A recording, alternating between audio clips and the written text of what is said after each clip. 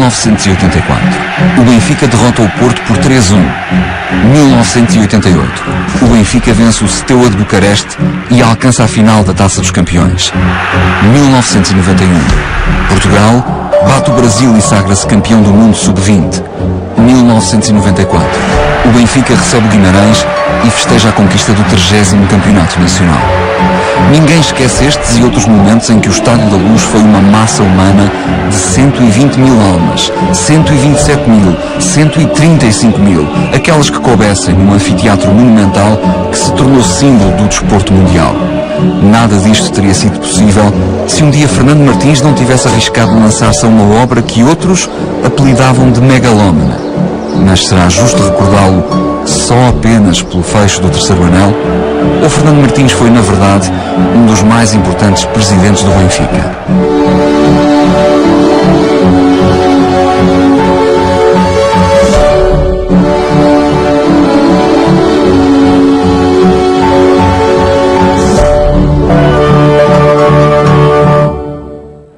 Fernando Martins.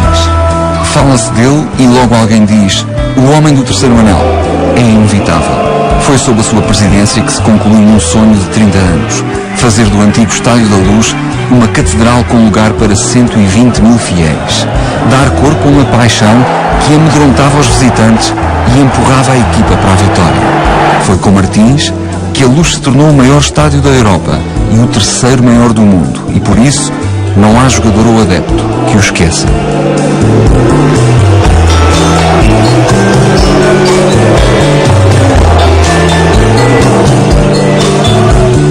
Foi uma das grandes obras deste grande Fernando Martins, que é outro nome que eu não posso esquecer, do Benfica, que é outro senhor do Benfica, que muito fez com o Benfica e que fez esse terceiro anel, porque aquele terceiro anel era forçosamente o 12º jogador do Benfica. Fantástico. Quando aquele terceiro anel estava praticamente cheio, os jogadores eram obrigados a dar o dobro, sentiam e atemorizavam os adversários. Fechou-se o terceiro anel porque realmente os sócios cada vez eram mais e havia os jogos. Eu cheguei a estar lá com mais de 120 mil pessoas. Lembro de jogos para a Taça dos Campeões Europeus que estava completamente a abarrotar. E eu tenho a certeza que mesmo os 120 mil lugares que o estádio tinha, se calhar estavam lá 140 mil pessoas, eram muito apertadinhas, mas pronto, o estádio comportava tudo isso. Foi uma pessoa que não se pode esquecer, né? Um homem que fechou o terceiro anel, que ganhou alguns campeonatos e que tinha o estádio do Sporting do Benfica cheio, era uma coisa realmente imponente e isso ninguém poderá esquecer. E o Fernando Martins conseguiu isso. Foi importante, porque aquele estádio encheu-se variedíssimas vezes, com 120 mil pessoas. Hoje falamos, o Estádio da Luz enche-se com 60 ou 65 mil pessoas. Como naquele tempo enchia-se com 120 mil pessoas. E foram várias vezes, e eu tive a felicidade como diretor do futebol de o ver cheio variedíssimas vezes. De modo que foi um esforço que eu penso que valeu a pena. Há obras no mundo que foram acabadas depois de terem sido iniciadas e, de facto, o Estádio da Luz, que tinha o projeto que tinha, teve a primeira fase que eu me lembro, de ter sido do tempo do Joaquim Ferreira Bugalho, só com o primeiro e o segundo anel. Depois foi o terceiro anel que foi feito parcialmente e depois faltava o grande terceiro anel, que tinham passado vários anos sem que os presidentes do Benfica tivessem sido capazes de lá chegar. E pronto, e depois de feito passou a ser o maior estádio da Europa e encheu várias vezes. Fernando Martins, quem é você? Eu sou o Fernando Martins, que não sei, se nem mundo não será pouco dizer, quase todo mundo me conhece. Quer que diga mais alguma coisa sobre quê? Quantas empresas é que você tem? Bom, eu tenho poucas, eu não sou um empresário de muitas empresas, mas tenho empresas boas. Fernando Martins nasceu em 1917 numa pequena aldeia de Alenquer. Filho de um grande proprietário rural, viu o pai perder a fortuna por circunstâncias da vida. Por isso, subiu ao pulso. Tornou-se homem de negócios e aos 34 anos já detinha uma empresa de construção civil em nome próprio. Em 1973, inaugura o Hotel Altis, o primeiro de um grupo hoteleiro que se tornará um ex-libris do setor e da cidade de Lisboa. Quando Martins chega à presidência do Benfica em 1981, não é, portanto, um desconhecido. É um empresário de sucesso, um self-made man que, do nada, criou um império. Ele era um modesto construtor civil na terra dele, veio para Lisboa e eu avanço a construção civil. E às vezes até nos rimos que há ali um prédio, enfim, ali próximo da penitenciária, tinha sido o primeiro que eu tinha construído em Lisboa. A gente, quando já passávamos, falávamos com ele a esse respeito. Depois, evidentemente, envolveu-se nas atividades económicas e hoje é o que é. Hoje é o que é, mas também tem hoje bons colaboradores. O filho e as netas, enfim, realmente também tomaram conta, digamos, da obra do pai e do avô e fizeram só hoje. Com ele a fazer esta obra que ele tem hoje. É um grande industrial, evidentemente. O meu pai tem, em termos de formação, tem a 4ª classe, mas eu, como digo, se lhe tivesse medida a inteligência, não é? Ele teria facilmente condições para ser engenheiro, para ser economista, porque ele números sempre soube acompanhar e teve sempre aquele espírito de construtor. Agora podia construir edifícios ou podia construir aviões, o que fosse encaminhado na altura. Portanto, as pessoas, quando têm capacidades que não foram, digamos, desenvolvidas com a aprendizagem em escola ou em universidade, não quer dizer que mais tarde não possam desenvolver as suas capacidades, ainda que através daquilo que aprendem durante a vida. E portanto, o self-made man, no fundo, é aquele que fez da vida a sua escola, a sua universidade, é a escola da vida. E Portugal, dessa geração, tem vários. Felizmente, tem vários que, não tendo cursos, portanto, académicos, têm o curso da vida, que tem grandes virtudes. E eu, é como se costuma dizer, peguei-me um saquinho às costas e fui à procura de vida, fui trabalhar. Vim ali para uma taberninha que se chamava o Cantinho do Céu, em Vila Franca, não sei se o Mar Ruiz é desse tempo, onde se fazia a passagem dos barcos, não havia ponte, e então era ali que passava todo o pé do cais. E eu estava ali de madrugada, logo às 4, 5 da manhã, a vender os cafés aos passageiros. Foi por aí que eu comecei. É uma pessoa que procura os seus objetivos, independentemente de todos os condicionalismos inerentes à própria vida. Só podia estar predestinado a vencer. É a sensação que eu fico. Portanto, diria, numa palavra só, um vencedor, evidentemente, por natureza, todos os aspectos da vida. Há uma sensação familiar, pareceu-me isso, uma família bonita. Portanto, uma empresa de nome, de sucesso, e, enfim, e um presidente de um clube que deixou obra feita, bem feita e do agrado de muita gente. O que eu penso que é difícil, atendendo a todas estas rivalidades que existem no mundo futebolístico. O Fernando Martins, com a sua maneira de ser, aquele self-made man, foi agarrando cada um de nós à sua maneira de ser. E tinha uma coisa muito boa, é que ele dizia na cara das pessoas quando não concordava. Tinha essa vantagem, é que nós punhamos um assunto. E o Fernando Martins disse, desculpa lá, mas não pode ser isso, não pode ser por isto, ou por aquilo, ou por aquilo outro.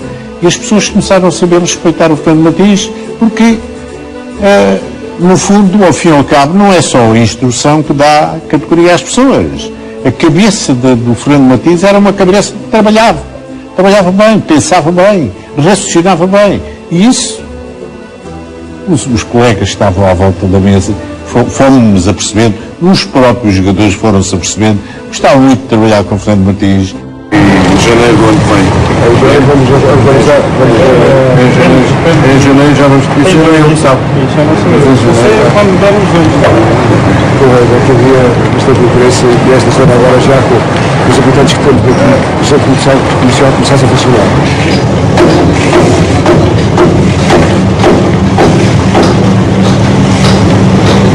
Normalmente as manhãs gasto-as nesta firma de construções.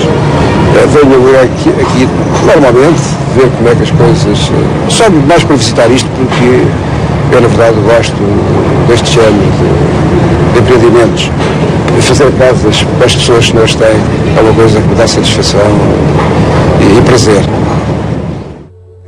Empresário de longo curso, Fernando Martins era também um benfiquista com história.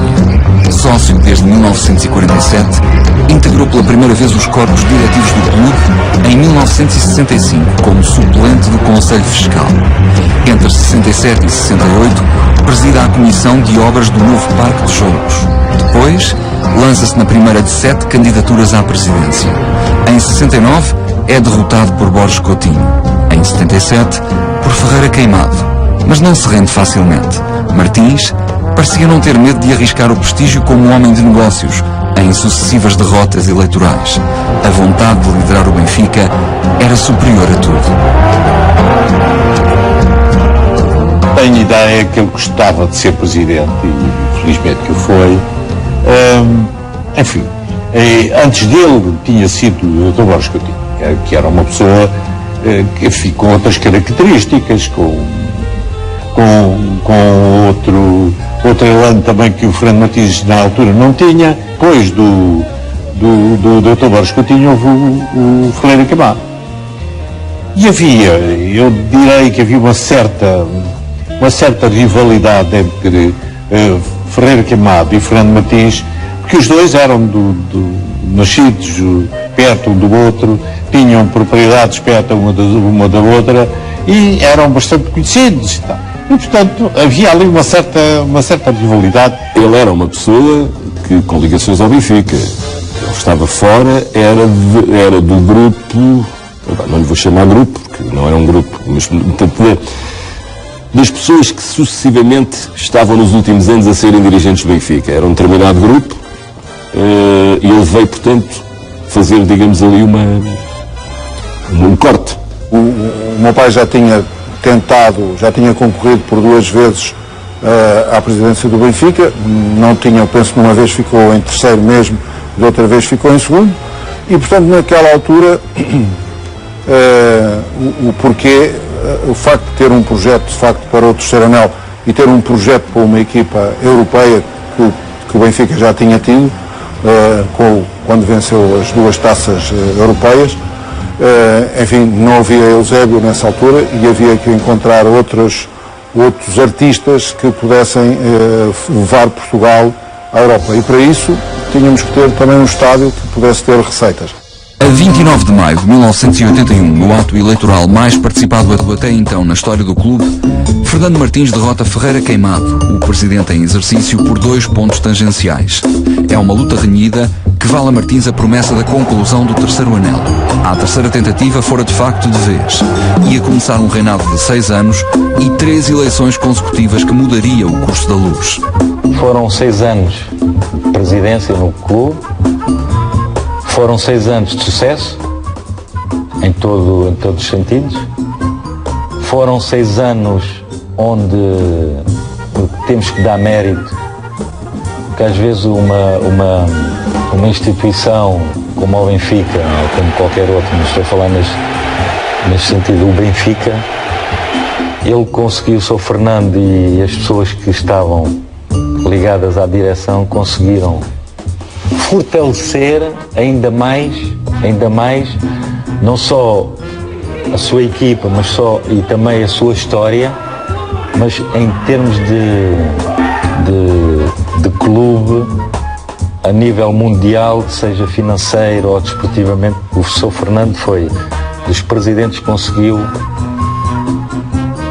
fazer o Benfica numa grande instituição. Falar dos anos 80 no Benfica é falar de Fernando Martins. São anos de tumulto e ambição. O novo presidente traz uma visão empresarial que choca os ideais mais românticos. Os tempos tinham mudado e só a paixão não chegava para manter no topo um gigante como o Benfica. O que Martins faz na Luz é começar uma revolução que rapidamente serviria de inspiração a todo o futebol nacional. Os empresários têm que ter 2 características fundamentais. Têm que ter visão daquilo que amanhã vai ser importante e têm que ter enfim, gosto pelo risco, têm que saber que estão a assumir um risco. Ser pioneiro, ser empreendedor, tem que ser pioneiro. O meu pai tinha a visão do que é que, por um lado, na primeira área da construção, mas também depois na área da hotelaria, porque o país na altura precisava de hotéis e havia condições de facto de apoio para construir esses hotéis antes do 25 de Abril, que eram exatamente para dinamizar isso. Ele teve essa visão, não é? E quando foi presidente do Benfica, naturalmente teve também a visão do futuro que o Benfica precisava e daquilo que o Benfica precisava para o seu futuro. A perspicácia do Fernando Martins era isso que eu achava dele. Ele tinha perspicácia para fazer estes negócios. E andava às vezes. É difícil perceber isto. E só ao longo de muitos anos é que nós percebemos como é que ele fez determinados negócios que só passados 10, 15, 20 anos é que as pessoas se percebem que, olha, fez isto e ainda bem que fez, porque hoje é vulgar-lhe nem fazer-se isto ou fazer-se aquilo. E ele fazia. Martins entende que o financiamento do Benfica não pode recair exclusivamente sobre os ombros dos sócios e, por isso, desdobra-se em alternativas. Constrói uma urbanização em terrenos anexos à Luz, estreia o patrocinador nas camisolas da equipa em 84-85, dá início à exploração do posto de combustível junto ao estádio, financia um bingo e negocia com empresas o patrocínio direto de operações avultadas. Em relação ao plantel, toma uma medida polémica, mas que fala por si. Baixa o ordenado aos jogadores e aumenta-lhes os prémios em caso de vitória. Tínhamos uma dificuldade enorme em fazer contratos com o presidente, com o Fernando Martins. À parte disso, era uma pessoa, e continua a ser uma pessoa fantástica, muito boa gente, uma pessoa que dava conselhos, sem dúvida nenhuma. Só que no dia do contrato isso é que era complicado. Ele tinha situações muito interessantes. Eu lembro-me de estar a discutir o contrato um dos contratos com ele no escritório dele no Hotel Altis, e já havia as calculadoras, mas ele, lápisinho, prova dos 9 é que tinha que fazer. Sem calculadora tinha que fazer sempre as continhas com o lápis e com a prova dos 9, e mesmo assim era muito complicado. E era um homem que eu guardo boas recordações, sempre disponível, nunca se intrometeu no trabalho do treinador, procurava animar o grupo de trabalho. Nos treinos praticamente não aparecia muito, mas nos dias de jogos ia sempre, nos 10 minutos antes de entrarmos em campo, naqueles 10 minutos de entrar para irmos para o campo, ele ia dar a sua palavrinha, prometendo o seu prémiozinho, que era fundamental. Também não podemos esquecer que em termos do que era o jogo, em termos da aposta que ele fez, ou que fazia na altura, pelas vitórias que o Benfica tinha que ter, ele também era justo. Aí era justo, sem dúvida nenhuma. Sobretudo, era uma pessoa muito sensível no relacionamento entre presidente e jogador. Ele, qualquer situação menos boa que um jogador tinha, falava com o Sr. Fernando, e o Sr. Fernando aquilo ia tentar resolver o mais possível, mas ele também não ficava descansado se não visse ou se não sentisse que o jogador estava bem, já estava conscientemente com o problema resolvido e que estava só a pensar no Benfica. Não era uma pessoa que a gente ouvisse muitas vezes, mas era uma pessoa que estava por trás. E isso estava sempre lá no sítio. Ele não aparecia muitas vezes, mas a gente sabia que havia, e depois era uma pessoa que exigia muito. E depois criou, de facto, fez do Benfica, apesar de não ser uma pessoa que, enfim, muito desportivo, mas era um grande benfiquista, e além disso fez um trabalho notável no Benfica.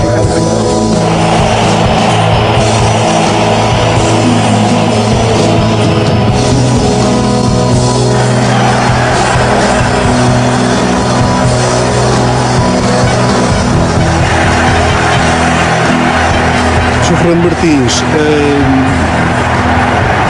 tinha já para o Benfica uma ideia de que o Benfica era uma marca valiosa e preciosa e que deveria ser lidada para além do coração e do lado emotivo também com a razão dos negócios, e que o Benfica em si poderia ser e gerar muitas receitas e ser uma fonte importante de sustentação para o próprio clube. Fernando Martins era muito mais empreendedor, era muito mais construtor, era muito mais homem que conseguiu, já tinha terrenos na cama e conseguiu mais umas faixas de terreno, e depois vieram por arrasto, além da construção dos edifícios, veio por arrasto a bomba da gasolina, que foi um excelente negócio. Não havia descontos, naquela altura não havia cartões, nem os cartões do Automóvel Clube de Portugal, nem do PP, não havia nada de cartões. Então, quando se tinha que meter gasolina, íamos meter gasolina para ajudar o clube, íamos meter gasolina às bombas da Shell. Isto era assim, era inúmeras pessoas que faziam isso. Havia o sentido de ajudar ao clube. Pronto, havia o sentido de ajudar ao clube, porque, ao fim e ao cabo, no fundo, todos sentimos que o clube passou tremendas dificuldades financeiras. E o Fernando Martins aqui tinha um certo olho para essas coisas. Andava, pensava, e de vez em quando chegava ao pé de nós, tive-me a lembrar disto assim, vamos fazer isto assado e tal.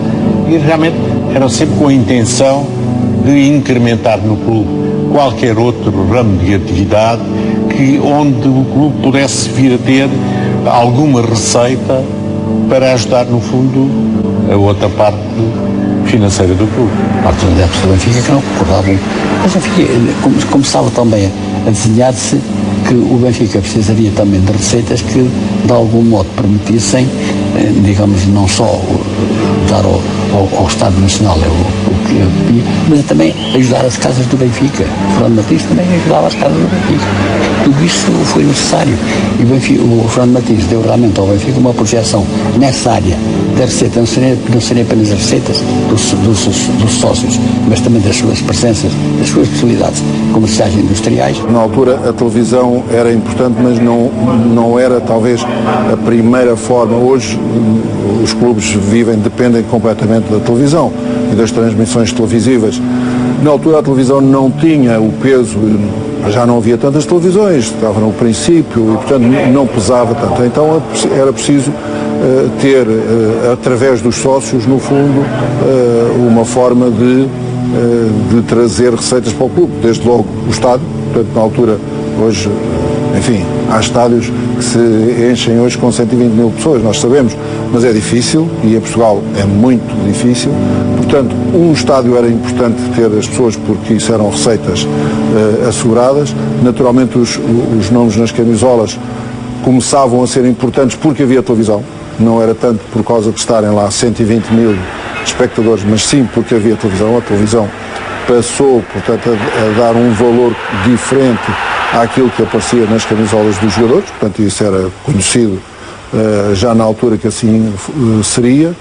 As bombas de gasolina eram uma boa receita e tinham sempre um aspecto de tesouraria importante porque, enfim, era paga pronto e recebia-se a pronto, mas podia-se pagar com algum período mais tarde e, portanto, isso era benéfico para a tesouraria do clube. E o bingo era uma receita e uma animação e uma forma de também atrair os jogadores. Portanto, tudo isso foi conseguido pôr-se em marcha, não é? O futebol não pode ser gerido como outro negócio qualquer. Não bastam resultados financeiros. É preciso garantir também os desportivos e manter uma equipa que entusiasme os adeptos. Uma semana depois da primeira volta eleitoral, em junho de 81, o Benfica faz a dobradinha ao bater o Porto por 3-1 na final da Taça. Em outubro do mesmo ano, conquista a Taça de Honra, mas no final da época, os ânimos aquecem. Os encarnados falham taça e campeonato e há demissões na direção. Numa Assembleia Geral dramática, Fernando Martins ressente-se de complicações cardíacas, mas o coração do presidente há de resistir e continuar a ser o músculo propulsor do novo Benfica. A mudança de política ainda não tinha correspondência em campo. Fernando Martins chegou sem treinador, optando por manter Lajos Barotti, que acabava de se sagrar campeão. Contudo, um ano depois, a situação era totalmente diferente. O húngaro não conseguia qualquer título e os seus 66 anos de idade pesavam como argumento para quem defendia a renovação do Benfica. Pouco dado a consensos, Martins terá pensado contratar o polémico Pedroto, um histórico do Porto, mas o Zé do Boné assina pelo Guimarães. Olha-se então para mais longe, para um jovem sueco que acaba de vencer a taça UEFA, Sven-Göran Eriksson. É a opção mais que perfeita. Em 2 anos, o Benfica ganha 2 campeonatos e uma taça e regressa 15 anos depois às finais europeias. Perde a taça UEFA por uma unha negra para o Anderlecht, mas a massa associativa volta a acreditar num Benfica de nível mundial. Em Eriksson, Fernando Martins tinha encontrado a superfície visível da sua revolução. Como sabe, quando nós tomámos posse no nosso primeiro mandato, o Barota era um treinador que já estava lá, que não podia sair e teve que continuar. Nós logo começámos a pensar que teríamos que contratar um treinador para a próxima época.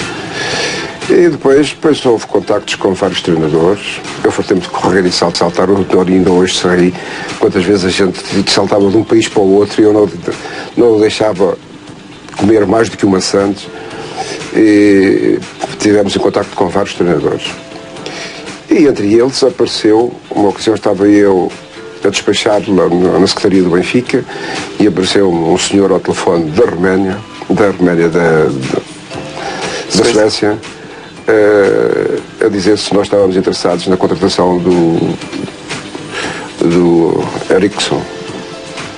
E nós do futebol, que acompanhamos os resultados das grandes equipas e isso, também acompanhamos o resultado do Gotemburgo. E verificamos que o Gotemburgo era uma equipe bem organizada. Depois tivemos informações do Eriksson e nós estávamos em contacto ao mesmo tempo com 4 treinadores, enfim, de grande nome, e mandámos vir o Eriksson, que era o 5º. Uma aposta de risco que ele teve, que foi de um sucesso extraordinário a nível desportivo, foi a contratação do Sven-Göran Eriksson. Na altura era um miúdo da minha idade, também tinha ganho a taça UEFA, é verdade, com o Gotemburgo, mas era um treinador que na altura falava-se, como hoje os jornais lançam nomes, não é? Lembro perfeitamente disto. Falava-se no Menotti, que era o sócio da Argentina, e assim aqueles nomes, e depois quando apareceu o nome do Eriksson, toda a gente ficou assim.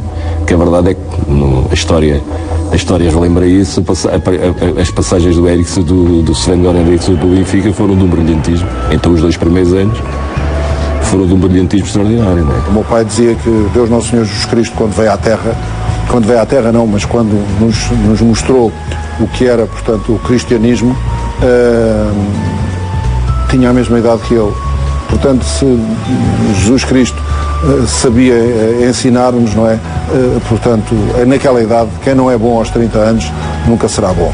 O meu pai também, quando conheceu o Eriksson, também acreditou nele e, portanto, achou que ele tinha características de personalidade que o convenceram, apesar do meu pai naturalmente não falar inglês, ele traduzia a sua maneira de pensar, não é? O Eriksson, uma das coisas que eu lhe ouvi dizer para escolher jogadores, dizia: Sr. Martins, primeiro o homem, depois o jogador.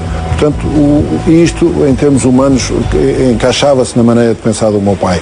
E, como sabe, fui muito criticado por sócios do Benfica, dizendo que eu tinha prometido aos sócios do Benfica, enfim, carne do lombo, e que lhe tinha arranjado depois um chicharro, uma coisa assim, um peixe ordinário. E, na verdade, eu não me enganei naquilo que pensei do Eriksson. Portanto, é preciso, primeiro, um bom jogador tem que ser um homem de caráter. E, portanto, primeiro o jogador tem que ter caráter. Depois vamos ver se tem características físicas e técnicas para ser um bom jogador. E não podemos pensar só porque ele joga bem, pode estabilizar uma equipa, não é? E nós estamos fartos de ver isso ao longo dos anos, grandes jogadores que por vezes desestabilizam a equipa e que os treinadores não são capazes de ter mão neles, não é? Portanto, o Eriksson foi, nesse aspecto, o Benfica já tinha tido outros treinadores anteriores e alguns com bons resultados, como o Hagan, por exemplo, não é? mas aquele encaixou-se mais na personalidade de facto e na maneira, no caráter do meu pai, de tal forma que, enfim, hoje continuam amigos, não se veem, mas o Eriksson, quando pode e quando o visita, tem sempre uma ternura muito grande por ele e uma amizade muito grande. Enfim, quando voltou ao Benfica, queixava-se ao meu pai e dizia assim: Sr. Martins, este já não é o seu Benfica. E com este eu já não sei trabalhar, não é? E, enfim, não teve sucesso da segunda vez porque as coisas eram diferentes e ele, Eriksson, não se conseguiu encaixar naquilo que se passava no Benfica nessa altura, que não foi a melhor altura. Não é? Um treinador que ganha uma taça europeia tem que ter algum valor. E ele era um treinador novo, eu falei com ele, enfim, tive uma troca de impressões com ele, de conversa, e na verdade, aquilo que eu falei com ele, à parte de acreditar que o Eriksson era um bom treinador, achei nele um trato e umas condições de um homem que, para ser um bom treinador, não é só preciso perceber-se de bola, é preciso as pessoas terem um bom trato, um bom relacionamento, enfim, e eu encontrei isso tudo no Eriksson, e daí contratei o Eriksson.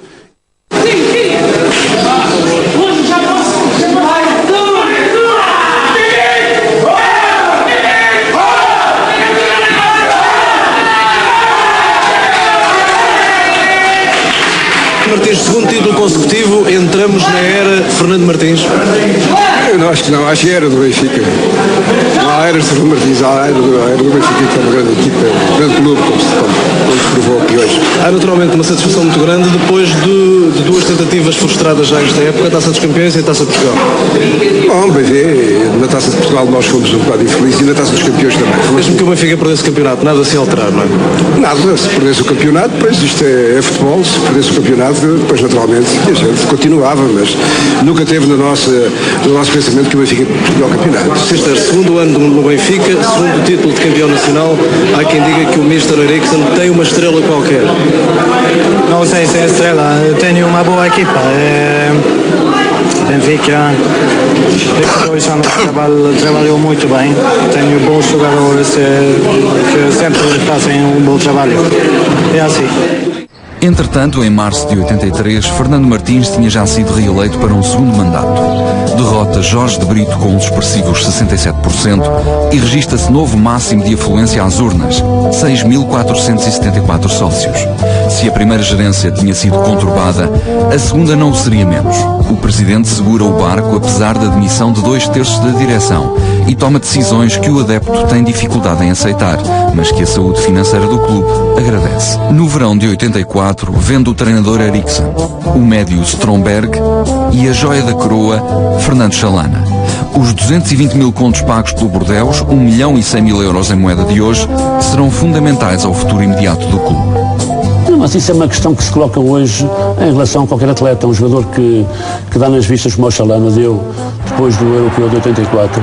É evidente que ele foi aliciado por vários clubes europeus e seria difícil resistir às ofertas desses clubes, para as quais o Benfica não tinha qualquer hipótese de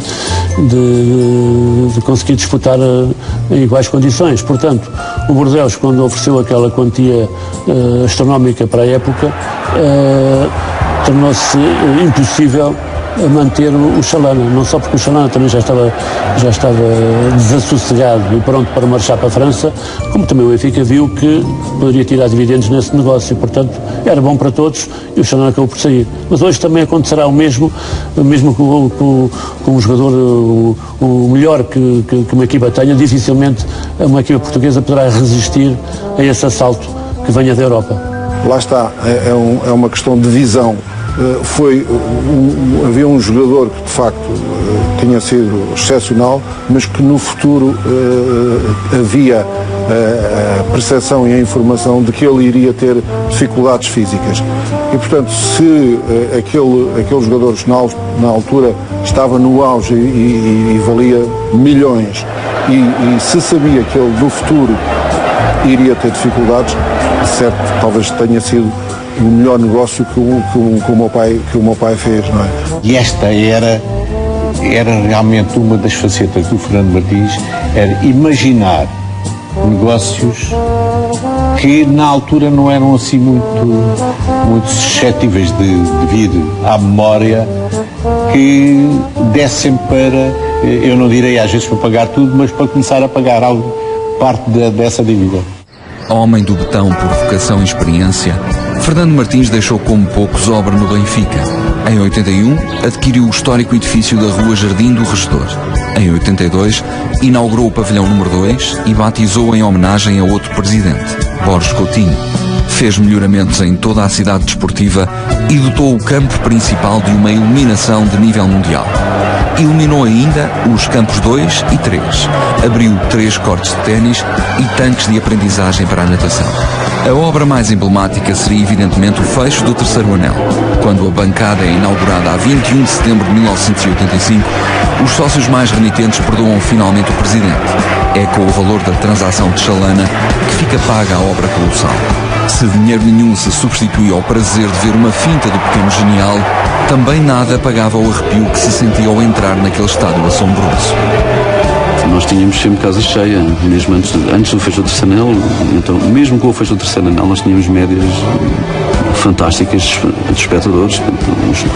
O estádio levava 120 mil, nós tínhamos permanentemente 80, 90, 75 mil, era o normal num jogo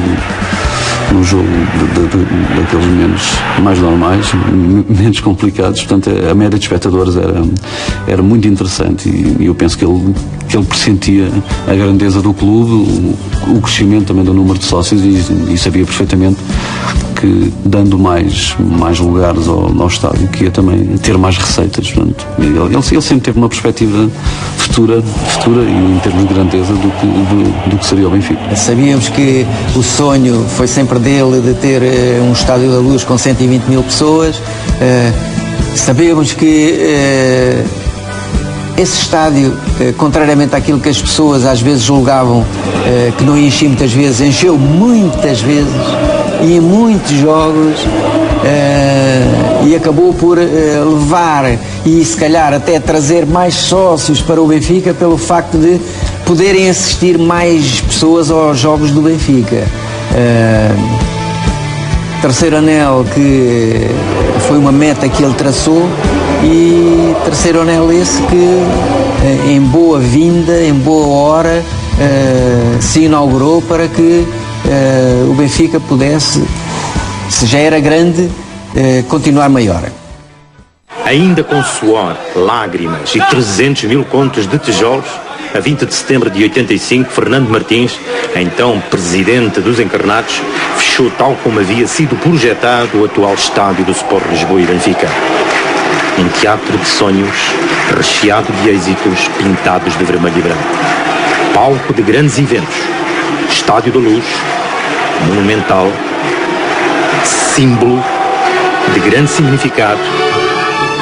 Daqui por diante, só fica a saudade. É verdade, boa noite. Foi uma época para mim, uma época excelente, porque ganhei esses campeonatos, no meu tempo ganhei-se esses campeonatos que acabou de anunciar e conseguiu-se muitas coisas, não é? Não foi só fechar o terceiro anel.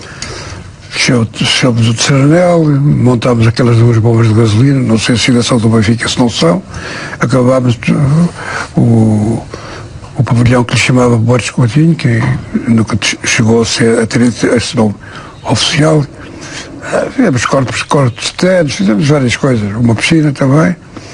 Já tínhamos uma, fizemos outra. Enfim, trabalhou-se muito e tivemos muitas alegrias. Quando o terceiro anel é concluído, Fernando Martins tinha entrado já no terceiro e último mandato. Rodeado pela primeira vez de uma invulgar unanimidade, apresenta-se sozinho às eleições de 85.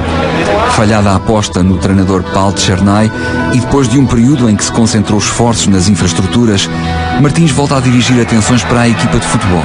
Chama John Mortimer de regresso ao Banco da Luz e o inglês responde com 2 taças, um campeonato, 2 torneios internacionais de Lisboa, uma taça de honra e uma supertaça. Manter uma equipa de futebol em bom plano, que sempre tivemos, com a aquisição destes belíssimos jogadores que temos, este ano e o ano passado ainda não fizemos melhor do que aquilo que se fazia quando Eu era criticado porque não tínhamos equipa de futebol. Manter as modalidades amadoras a ganhar alguma coisa, porque o ano passado não ganharam nada, e este ano não sei se ganham alguma coisa ou não, fazer para que isso funcione o melhor possível. E depois na parte de instalações, que todos sabem que eu, quando prometo, faço, é construir imediatamente essa piscina olímpica que eu tinha projetado, é construir os ginásios que estes andam a dizer que vão construir, mas ainda não tem nada. A gestão desportiva da era Martins teria consequências muito para além do futebol. Naqueles 6 anos, o Benfica conquista 27 campeonatos da primeira divisão, 16 taças de Portugal em 12 modalidades diferentes, com destaque para atletismo, handball, basquete, hóquei, natação e rugby. Como cereja no topo do bolo, fica ainda a primeira medalha olímpica para um atleta encarnado, quando António Leitão é o terceiro a cruzar a meta dos 5.000 metros nos Jogos Olímpicos de Los Angeles em 1984. O Fernando Martins, o que eu retenho do Fernando Martins é uma faceta que para mim é fundamental e que hoje em dia está-se a perder nos grandes clubes. As SADs vieram, no fundo, implicar a desvalorização, a despromoção das modalidades amadoras. E eu acho que o Fernando Martins aí, na altura em que não havia SAD, construiu um Benfica em termos de gestão profissionalizada, virado para o futebol, mas também para as modalidades amadoras. O basquete foi campeão nacional 2 ou 3 anos seguidos, o atletismo tinha alguns campeões nacionais de vulto, enfim, não foi o futebol só pelo facto de irmos a uma final, não foi, ele teve várias coisas. Arranjava-se forma de passarem pelo Estádio da Luz à volta de 40 mil pessoas por dia. Não é brincadeira, que entre os pais que levaram os miúdos às atividades, à ginástica, ao hóquei, a todas as categorias das modalidades, ao basquetebol, ao handball, às piscinas. Na altura foi das primeiras clubes que tiveram piscinas em Lisboa, onde os miúdos iam à natação, e portanto aquilo tinha um movimento brutal. E fizeram-se na altura essas contas e chegou-se à conclusão que o Estádio da Luz era um dos sítios onde mais se movimentava gente para praticar desporto, ou pelo menos próximo disso. Fernando Martins, quais são os problemas que este pavilhão veio resolver ao Benfica? Bom, vai resolver muitos problemas, não só ao Benfica como ao desporto nacional, não é? O Benfica tem falta de pavilhões, mas com este pavilhão já vamos poder ter muito mais ginastas, muito mais atletas, que até aqui não tínhamos, mas nós não ficamos por aqui. Temos projetos para fazer mais 3 pavilhões debaixo do terceiro anel, porque queremos no ano que vem ter já 15.000 ginásticas no Benfica. Essa é a nossa meta a atingir, e este pavilhão vai nos proporcionar, enfim, já nos vai resolver muitos problemas, porque tínhamos dificuldade do basquete, do handball, de todas estas modalidades treinarem, como sabe, só tínhamos um pavilhão. E com este pavilhão vamos ter, em parte, já há alguns problemas resolvidos. Fernando Martins tem ainda outros números para apresentar. Durante os seus mandatos, as finanças do Benfica conheceram um crescimento avassalador, ultrapassando pela primeira vez em 1986 a barreira do 1 milhão de contos, cerca de 5 milhões de euros. A outra face da moeda foi o crescimento do passivo, que no final daquele mesmo ano crescera até perto dos 400 mil contos, 2 milhões de euros. Do lado dos sócios, mantinha-se a tendência de subida. Em fevereiro de 87, o Sport Lisboa e Benfica era já uma casa com mais de 70 mil proprietários. Quando uma direção apresentava as suas contas, e sobretudo quando era a última, aí da direção se apresentasse se as contas tivessem um déficit. Não podia ser de maneira nenhuma, não podia ser de maneira nenhuma. E até pelo menos enquanto eu por lá andei, isso não era possível. O déficit, as contas tinham que ter sempre um saldo, ainda que um saldo limitado, mas um saldo. E o Fernando Martins apostou nisso. E realmente, quando ele deixou de ser presidente, o saldo das contas eram de 400 mil contos.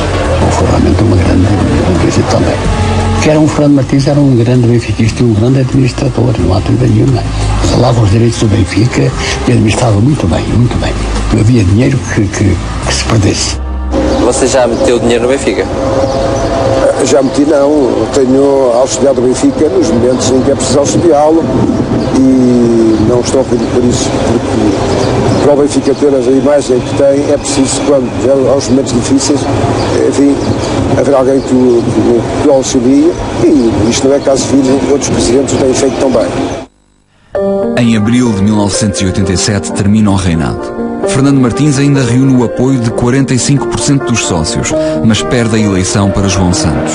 Mesmo assim, não considerava que a sua missão estivesse cumprida e 2 anos depois, aos 72 de idade, volta a concorrer contra o mesmo João Santos.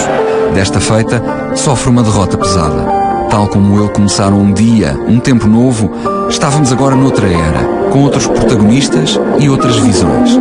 Não voltaria a candidatar-se, mas continuou a marcar presença em assembleias gerais, atos eleitorais e todos os momentos importantes da história recente do Benfica. Mas é aqui que a gente passa o nosso tempo, é aqui que a gente temos as nossas coisas, como vê. É aqui que eu descanso. Os meus fins de semana normalmente faço-os aqui quando não acompanho o Benfica. Depois de uma semana de trabalho que tenho, é aqui neste cantinho que eu vou para recuperar todas as minhas fadigas que tenho durante a semana. Considera-se um homem feliz? Absolutamente feliz. Feliz porque, bem ver, consegui realizar uma vida, tenho uma família, como vê, a minha mulher e os meus filhos e os meus netos, que, enfim, sou homem de família, de maneira que considero-me feliz por isto. Só pela família que tenho me considero feliz. Entusiasta, empreendedor, pragmático, um líder firme e inato, um homem educado, sempre com olhos postos em grandes empreendimentos. Fernando Martins foi sempre o mesmo homem no Benfica, no mundo das empresas ou na vida pessoal. Eu acho que o Fernando Martins vai ser lembrado como um dos últimos grandes presidentes do Benfica. Antes desta era Vilarinho, Luís Filipe Vieira, e talvez seja injusto com alguns que passaram por lá, mas a verdade é que é talvez o último grande, até porque fica ligado ainda a algumas grandes vitórias. 7 vezes candidato, 3 vezes presidente, mais de meio século ligado à luz. Fernando Martins lutou como ninguém para estar ao leme do Benfica e, quando o conseguiu, levou os encarnados a embarcar numa longa viagem do passado ao futuro. Operou uma das maiores transformações estruturais e financeiras da história do clube e soube fazê-lo sem perder de vista o essencial: manter o Benfica todos os dias, todos os anos no topo. Com ele, o estádio cresceu até aos 120 mil lugares, para que o maior número possível de adeptos pudesse viver as vitórias ao lado da equipa. O 28º presidente da história do Benfica teria sempre lugar de honra num conselho de sábios da luz. Como líder, foi um visionário. Como benfiquista, será sempre um senador. Todo Benfica, isso me embaitece. Fernando Martins, um diretor cujo mandato tem sido bastante polémico. Quem é? O que pensa? Aqui ficou dito. Sou de um clube lutador.